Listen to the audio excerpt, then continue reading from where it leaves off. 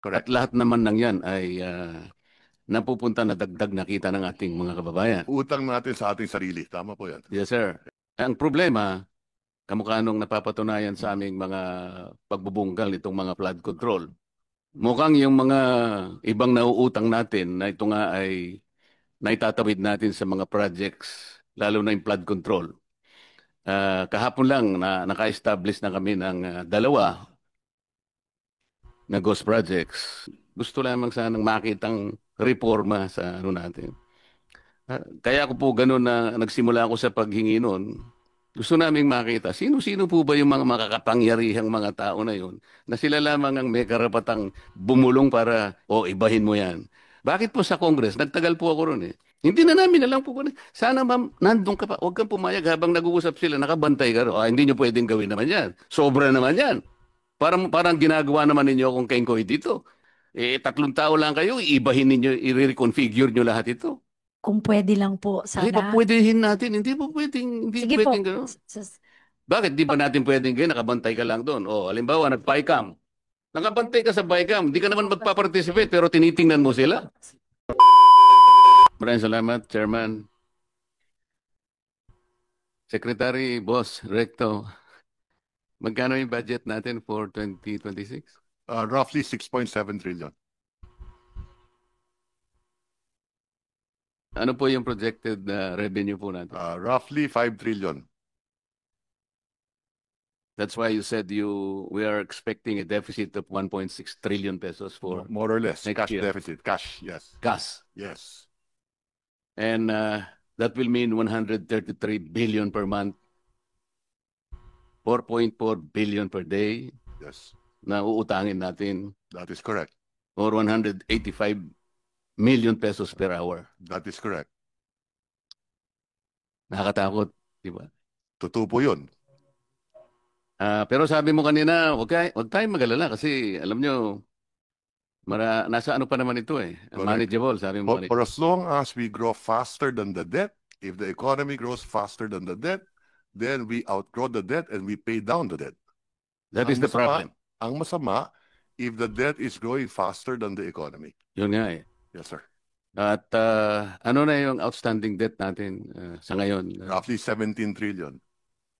17 trillion, what is the debt to GDP ratio? 61% because the economy is roughly 28 trillion. But that's one benchmark. There's another benchmark, yung general government debt. Doon naman, mga 57% lang tayo. At katulad nung nabanggit ko kanina sa presentation ko, meron naman tayong upgrade sa ating mga rating agencies dahil nakikita nila na the economy is still growing faster than the rate of our debt. Kasi ang mahalaga, we reduce the deficit over time. Yung aking mga kaibigan na mga pessimists, sabi nila, alam mo, yung comfortable na ratio is 60%.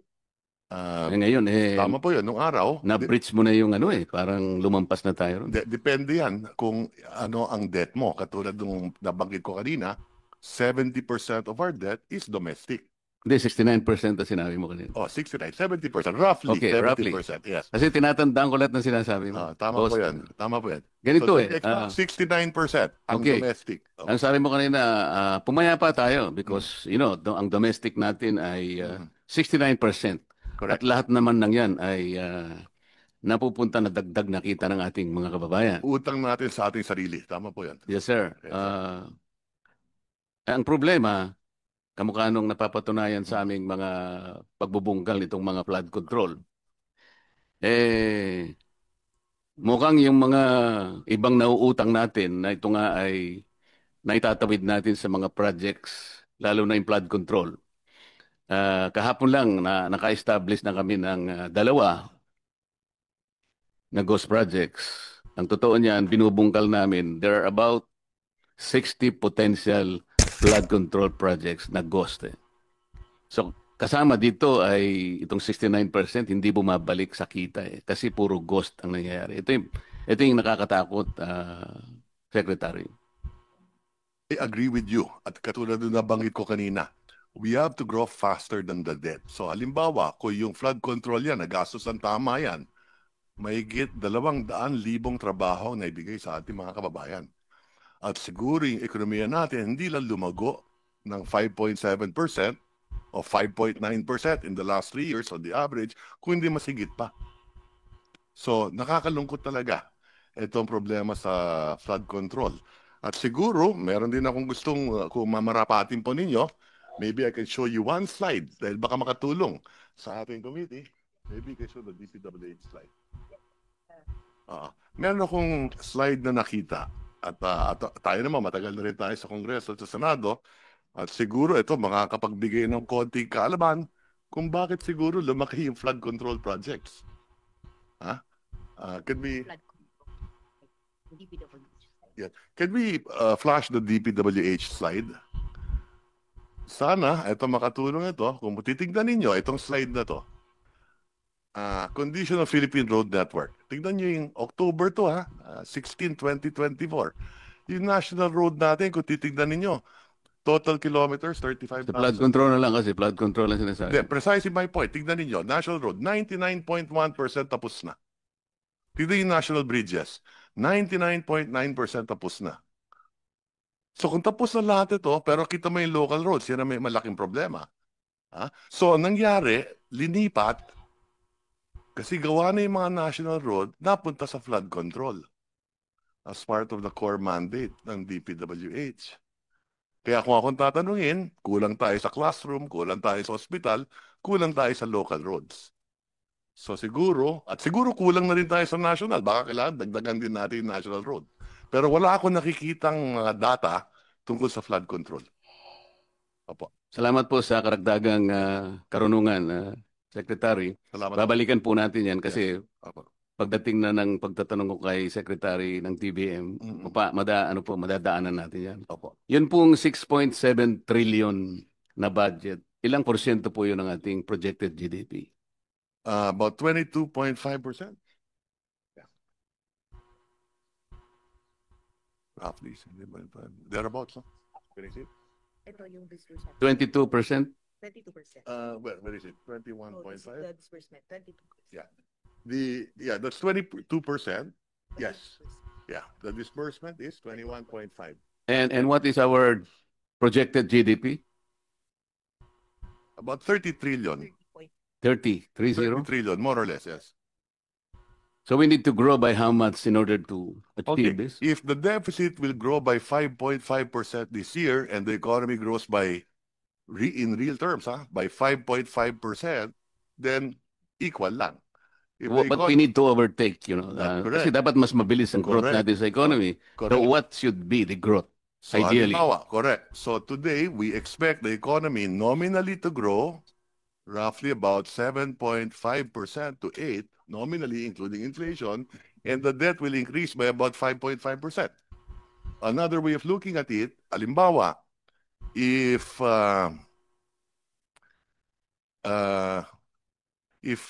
interest rates are at 6% pag umutang ka, and inflation is at 3%, your real cost of money is 3%.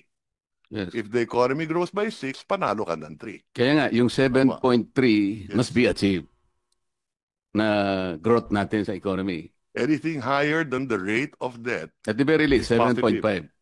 anything higher than the rate of debt, the increase in the rate of debt is positive. But ideally, we need to grow at 7.5 para lang. Ideally, if we could grow faster than that, even better. No, kasama ng nominal yun, Oo, nominal yun.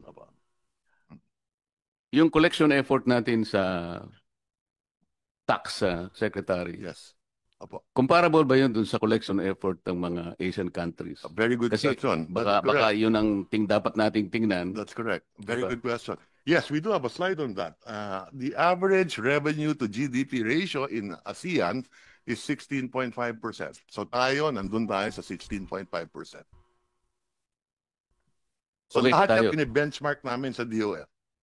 Tinitingnan natin yung mga international best practices at dito sa ASEAN, yung benchmark dyan, yung revenue to GDP, roughly 16.5, nandun tayo. Ang ASEAN average is 16.4. So tayo last year 16.5, so 0.1 mas maganda yung atin. Kasi Secretary, Mr. Chair, nung binabalikan ko yung ating nakaraang kasaysayan, 1965, for example, Mm. ah, 1 year old pa lang ako noon. wala ka pa siguro noon. 1 year old, 1 year old. Si chairman, wala pa eh. Uh, Ah, per capita GDP, we're number 2 in Asia. that's correct. Pagkatapos, tinitingnan ko Sunod yung... sa Japan. Ha? Sunod sa Japan. Sunod tayo sa Japan. Tama. Pagkatapos, talagang may iyak ka, malulungkot ka. Bakit? Mm. Paunti-unti tayong bumababa. Hanggang sa ma-overtake na tayo ng Brunei, na-overtake na tayo ng Singapore. Dahan-dahan, ngunit consistently na-overtake tayo per capita GDP. Mm. Nakakaiyak talaga, na-overtake na tayo ng Malaysia, na-overtake tayo ng Thailand, and then Indonesia. Tama po yun. Nakakalungkot talaga. And officially, last month, we were overtaken by Vietnam. Tama po? Size of the economy, I think mas malaki pa rin ang Pilipinas ng konti. Yes, but But trajectorily, I am think talking that- about per capita GDP. Yeah, that's possibly. Yeah, Officially, that's correct. Yes. na-overtake na po tayo. Huwag na po sana tayong papayag na ma-overtake pa tayo ng Myanmar, Opo. Cambodia, o kaya Timor-Leste. Ah. Baka maiyak na po tayong lahat, And Secretary. that's why we gotta get our act together, both the executive and Congress. Yun nga po eh. Yes. Secretary, magsasegue ako ng konti. Opo. Meron po kasi akong panukalang batas. Dahil nire-review ko po yung mga ayudang nangyari sa panahon natin ngayon. Meron po tayong 5 klaseng ayuda eh. Yung isa po, conditional, ito po yung 4Ps.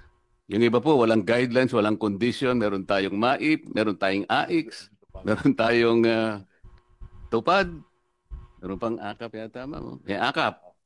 Pagka po sinuma natin itong 5 ayuda na binibigay sa ating mga kababayang nasa panig ng Maralita, Secretary. Opo.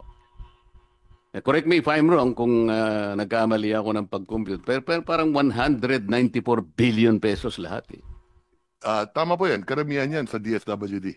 Yes, sir. Pag sinama Ngayon mo po, pa yung MAIP, TUPAD, yung MAIP sa health yan, yung TUPAD, the DOLE, Yes. yung AIX, DSWD, and so on and so forth. Correct. 194 billion pesos. Ngunit wala pong record kung ilan po yung nabibigyan. Kasi naghanap po ako, nagtatanong-tanong, talagang hindi ko po ma-ascertain. Kung talagang yung 5 ayuda na yon ay napunta dun sa talagang dapat kapuntahan. Yeah. Ang iniisip ko po kasi, yung pinakamahirap nating segment sa population, numbering about 5.5 million households, or about 25 million to 27 million poor Filipinos. Sa estimate ko po, itong 5 na ito, kung ito'y naibigay talaga sa talagang targeted na sektor, baka naging maligaya naman siguro. Pero dahil nga walang datos, kung talagang naibigay o hindi, nagpasya po ako na gumawa ng isang medyo may pagka-radical, pero baka practical, baka sumang-ayon naman po kayo. Mm. Ang akin pong naisip, nakita ko po kasi yung napakataas po na presyo ng kuryente sa ating bansa. Naisip ko, Mr. Secretary, na imbes na ayuda na lang ibigay natin, na wala namang datos kung na ito'y naibibigay sa about 25 to 27 million Filipinos, hindi ba maganda ka kung sabihin ko na lahat ng kumukonsumo ng elektrisidad, let's say 200 to 234 kilowatt hours, ilibre na po natin yun. Kasi po, pag kinuwenta ninyo yun, that will only be 120 billion pesos. Makakatipid pa po tayo ng about 74 billion. Ito sigurado pong nasa kanila, direkta na nating may bibigay. Kesa naman sa kolektahin po natin, pagkatapos pamimigay bilang ayuda, wala namang guidelines. Libre. Hindi po ba practical yun? Ang pagkaalam ko, meron pong data ang DSWD kung ilan yung natutulungan ng 4Ps. Yung 4Ps po, walang masyadong problema doon. Correct. Sapagkat conditional po yun. Correct. At So, yan po merong guidelines. Correct. So, Pero pagka yung MAIP na po, yung AIX, yung TUPAD, lalo na po yung AKAP, talaga pong wala na yun. yung pagkaalam ko, may data yan, ang 4Ps. No? Ang pagkaalam ko, kung talagang titignan nila na mabuti, meron din data ang DSWD sa AIX So, meron pong data sa papel. Pero pag nagtanong po kayo on the ground, sapagkat lalong-lalo na po nung panahon ng eleksyon na po ako'y nagtatanong, Oo. talagang sinusuyod ko. Kuminsan po ang audience is about 40,000 to 50,000 people. Mm, Talaga pong tatanungin ko, sino po ang nakatanggap? Wala pong sumasagot eh. mm, So kailangan pong ma-check. Kaya ko nasabi na mas mabuti pa yata, mas practical, Oo. na ibigay na lang natin na parang subsidy sa kanila. Siguradong mapupunta sa kanila, walang corruption, wala pang magpapasikat na politiko na akala mo galing sa kanila. Ang alam ko rin, doon sa Lifeline subsidy, meron tayong pagka below 100 kilowatt hours ang gamit mo. Hindi po, Meron- 20 kilowatt hours lang ang nasa lifeline po. Ulitin ko Hindi lang. po 120. Yeah, ulitin ko lang.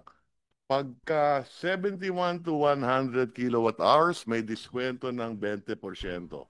Pag 0 to 20 kilowatt hours, 100% libre. Pagka 21 to 50, 50%. Pagka 51 to 70 kilowatt hours, 35%. Kabisado ko po yung secretary, laderize po yan. Okay. Katapos-tapusan po, ang lifeline, Yes. 20 kilowatt hours. That's Parang ang isang bahay nagsindi ng ilaw isang araw, yung 29 days, hindi na siya Pero gagamit. ang pagkaalam ko dito, hindi napapatupad to. Hindi nga po. Kaya nga, ang gusto ko lang pong sagutin ninyo, mas practical po ba yung iniisip ko na imbes na po ayuda na wala naman po talagang malinaw kung talagang ito'y kinapupuntahan talaga ng targeted sector, Mm. doon na lang natin ibase kasi po, Ako, kaya ako binanggit ito, ako isang ayon ako na dapat patuparin natin to at kung kinakailangan, i-adjust natin na mas mataas. ayun, akala ko kasi kontra ka kanina, Hindi, Secretary. isang ayon nga ako eh. At dadagdagan mo pa pala. Ah. Ayan, At kasi review na rin namin to ngayon. Dahil Salamat alam po. namin na hindi napapatupad. salamat po. Opo. Ngayon, kay Secretary Pangandaman, I miss you yesterday. Kasi ikaw ang inihintay ko eh. Kaya lang nandito po kayo, kaya Pero sino pinatawad, po nandoon po sa pinatawad ko na kayo. Si Mr. Toledo nandun eh. Oo. Pero kagaya po ng tinatanong ng mga kasama ko, tama lahat yun eh. Kasi po ang una kong initial na datos na hiningi ko sa inyo, yung diferensya ng NEP at saka nung GAA, talaga pong napakalaki ng diferensya. Ang itatanong ko na lang sa inyo, ba't basta kayo pumapayag ba? Kasi nung ibigay po ninyo yung mga NEP ceilings po, for example, DPWH na lang, may target po kayo eh. Kasi katulad po nitong 6.7 trillion, hindi naman po ito mare-record ng ganitong-ganito nang hindi pinag-usapan. May interagency po kayo eh. Sa mga katulad, may mga parameters po dito. Maaring ito pong 6.7 trillion na to talagang nakaakma doon sa mga directions na gusto natin gawin. Halimbawa, dito sa 6.7 trillion na to, sabi ni Secretary Balisagan, we will be able to liberate at least 800,000 poor people this year. Kunwari, ganun po ano. Ngayon, madi-displace, ma-upset ngayon yung ano sapagkat kumusa ang program, kumuha sa ganito. Tama naman po yung mga nauna kong kasamang nagtanong. Kailangan may vetting procedure. Do not accept this parang submissions ng isang agency, parang gospel truth. Sayang po eh. Nawawalan lang ng katuturan. Lahat po ng ating directions, lahat po ng targeted natin, mga economic indicators, papunta nga po sa gusto natin. We need to grow at 7.5%, sabi natin. Para lang malampasan natin yung deficit natin, yung utang natin, maunahan natin, makapagpundar tayo ng mas maraming pangkabuhayan para kahit nangungutang tayo, natatakpan nating lahat. Lahat po ng ito na upset, nasisira because bigla na lang isisingit si ganito. Isipin mo isang congressman, malalaman niya, paano niya ma-access yung program? Hindi naman niya kayang gawin yun. Yun po yung aming mga gusto lamang sanang makitang reforma sa ano natin. Kaya ako po ganun na nagsimula ako sa paghingi noon. Gusto naming makita, sino-sino po ba yung mga makakapangyarihang mga tao na yun na sila lamang ang may karapatang bumulong para, ibahin mo yan. Bakit po sa Congress? Nagtagal po ako ron eh. Pagkatapos naming magdebate ng 3 buwan, parang formalidad na lang, Mr. Chair. Eh di may mga adjustment na, ano po, bago i-submit bago maging SGAB. Magkikreate sila ng small committee. 3 lang sila. Hindi na namin alam po. Sana ma'am, nandun ka pa. Huwag ka pumayag habang nag-uusap sila, nakabantay ka. Hindi nyo pwedeng gawin naman yan. Sobra naman yan. Parang ginagawa naman ninyo akong kengkoy dito. Ito yung ginawa namin because we're supposed to target all this. Meron kaming mandato sa ating tatlong tao lang kayo, ibahin ninyo, i-reconfigure nyo lahat ito. Hindi ba ma'am yun ang ano? Kung pwede lang po, Kasi sana. papwedeng natin, hindi Sige po. pwedeng gano'n. Bakit di ba natin pwedeng kayo, nakabantay ka lang doon? O, halimbawa, nag-bycam. Nakabantay ka sa bycam, hindi ka naman magpa-participate pero tinitingnan mo sila. Hindi ba? Point, Ken, Ay, hindi Senator. papapasukin. Ay, si chairman, siguradong papapasukin ka. Sige po. Basta po, papuntayin niyo po ako po. I will attend po, Mr. Chair. Salamat po. Secretary Balisagan, in-improve mo yung food, anong tawag mo nun? Poverty threshold, Hindi, yung sa pagkain sabi mo. food threshold. From 11 something thousand, naging ginawa mong 13,873, di ba? Hanggang sa 2023 lang ho yan. That will still be adjusted upward to account for inflation. So itong estimate mo is only good for hanggang 2023. Ito yung kasi yung currently adjusted. O 25 na tayo. Oo nga ho. Bakit ang binibigay mong date 2 years ago? Ngayon, i-adjust pa nga namin ito to account for inflation. It will be higher than the 13,873. No, just as to Yun po yung gusto kong expires- itanong sa inyo, yung 13,873. Ano po to? Deflated na to o hindi? Inflated na hindi. It at pesos in 2023 ho kasi yung last number natin was 2023 kaya yung old number Ano yung base year nyo? 2023 ho. 2023. So this is already not nominal, it is deflated.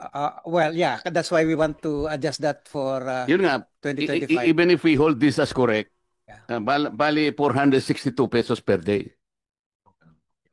Ito yung pagkain po ng isang pamilya. Ang assumption po ba natin is a family is composed of 5 members? Remember so Okay. So lima yung dalawang mag-asawa, 3 anak. 462 pesos ang budget nila sa pagkain. Sa mga tweed, ang agahan nila is worth 154 pesos. Ang lunch is worth 154 pesos. Ganun din ang dinner. Is this realistic? the interagency committee ho na these are composed of Okay lang po yung interagency, pero paano po ninyo? realistic ho naman ho sir kasi those were determined by the Department of Health, the Department of the Food and Nutrition Research Institute. Sila yung ano pong nutritious food ang ipakakain natin? 154 pesos ang budget para sa tanghalian ng 5 tao. meron silang menu ho na and then these are kasi priced at the most at the local level ho at saka yung the source of the nutrients are sa mga locally available source.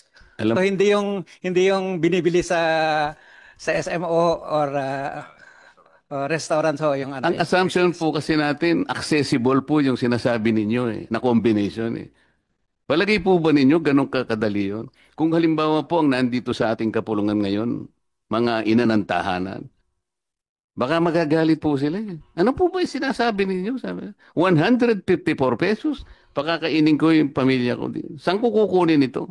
Hindi po accessible, hindi readily available. Because the country is not food secure. Hindi kagaya po ng Singapore na ang Singapore, wala siyang agriculture. But anytime of the day, anong klaseng pagkain ang gusto niya?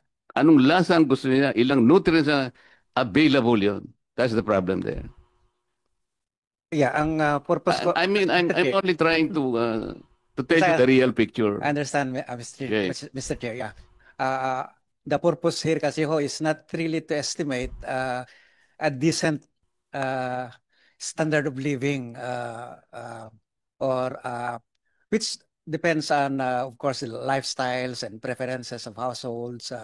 But to simply say that if you have this particular level of income, you are not likely to fall below that level of standard of living na sa mababa. Yes, we understand the Secretary. The problem is that assumption is so general na hindi po mag-fit talaga. Kaya siguro aralin po Yeah. nating mabuti. Ang basahan naman natin, Mr. Chair, sa mga international practice, hindi naman itong exercise na ginawa natin sa atin. Yes. Over time kasi, ang Mr. practice Chair, may naman ho, time pa ako? Wala na po. Wala na. Pero Pwede bang isa na lang para pasensya ka na? Yun Pero quick pong interjection, Mr. Chair, with the indulgence of Senator Okay, Marcoleta. Quick note lang po, Secretary RC, dun sa sinasagot niyo kay Sen. Marcoleta. I should think ang target natin o ang baseline natin should be a decent standard of living. Opo, na hindi lang peg sa kung ano yung minimum wage ngayon or what, but totoo po, a decent standard of living. Yun lang po. I was very struck kasi by yung isang sinabi niyo po. And then let's peg the rest of our budget assumptions and targets and actual appropriations to that. Salamat, Mr. Chair at Senator Marcoleta. thank you. Yeah, go isa ahead. na lang, Mr. Chair. Sige po. Sa 2026 po, Secretary, ang LGUs po ay magkakaroon ng 1.35 trillion share po sa kanilang, yung NATA po, hindi ba? This is about 13% increase. Tama po, ano? Ang problema po nito, parang sa papel, masayang-masaya po yung ano eh. Kaya lang kung di po ako nagkakamali, merong executive order, I don't know, parang 130 na para ma-avail ng LGU po yung additional na NATA, dati IRA sa kanila yon. They have to comply with total devolution. Kung halimbawa, kamukha ng Valenzuela, sasabihin ni Mayor West, hindi ko natatanggapin ng konting bariyang idadagdag mo sa akin if I need to be. Isipin nyo sa iba pong mga barangay na malilito, kaya munisipyo. For example, even a communal irrigation, siya na. O ikaw na kanya mag-finance ng ospital mo, total, meron ka naman. Tatanggihan po nila yon kasi mas lalo po silang mahihirapan kung madidevolve. Sana merong transition. Capacitate them first. Let's say 2 or 3 years or even 5 years. Ngayon, pag okay ka na, boss devolve ka na. Ikaw na dito. Baka po mangyari, di ba, Madam DBM? Thank you. Tama po, Mr. Chair, meron pong transition plan na base po yun sa pag-aaral ng NEDA po ni Secretary RC Balisacan. Na-present na rin po niya yung result. Kinakailangan po ng transition plan at saka yung capacity building sa ating mga local government units at karagdagang support po doon sa mga lagging, yung talagang hindi po kaya ng full devolution. Hinihintay lang po natin yung executive amendment dun sa executive order na nabanggit niyo po kanina para magkaroon po tayong transition, Mr. Chair. Sige, salamat po. At saka sa susunod naming hearing, sana po nandun na kayo. Mas gusto ko po kayo kaysa kay Mr. Toledo. Mr. Chair, salamat po.